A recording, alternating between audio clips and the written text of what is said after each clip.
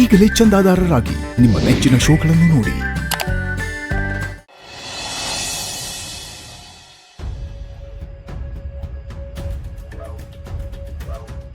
ಅಮ್ಮ, ಪಾಯಸ ತುಂಬ ಚೆನ್ನಾಗಿತ್ತು.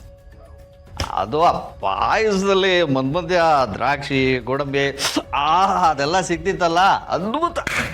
ಪಾಯಸ ಅಂದ್ರೇ ಸಿಹಿ, ಅದರಲ್ಲೂ ತುಳಸಿಯವ್ರು ಮಾಡಿದ್ದು ಅಂದಮೇಲೆ ಡಬ್ಬಲ್ ಸಿಹಿ. ನಿಮ್ಗೆಲ್ರಿಗೂ ಇಷ್ಟ ಆಯ್ತಲ್ಲ, ಅದೇ ನನಗೆ ಸಿಹಿ. ಮಾಧವರೇ,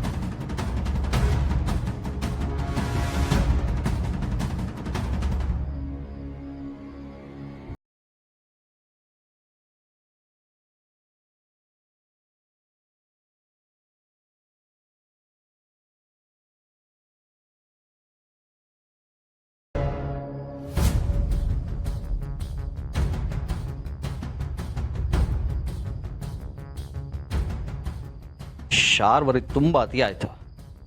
ಅವಳೇನಾದರೂ ನನ್ನ ಕೈಗೆ ಸಿಕ್ಕಿದ್ರೆ ನಾನೇ ಅವಳು ಪ್ರಾಣ ತೆಗಿತೀನಿ.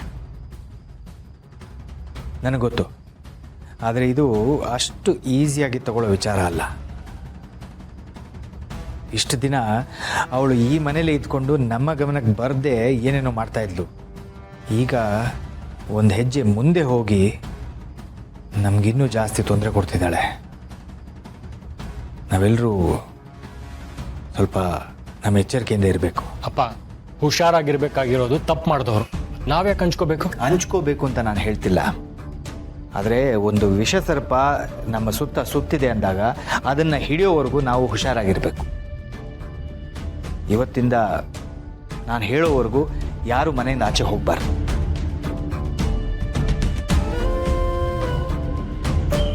ಏನು ಹೇಳ್ತಿದ್ಯಾ ಅಣ್ಣ? ಅವಳಿಗೆ ಹೆದರ್ಕೊಂಡು ನಾವು ಎಲ್ಲ ಕೆಲಸ ಬಿಟ್ಟು ಮನೇಲಿ ಕೂತಿರೋಕ್ಕಾಗುತ್ತಾ?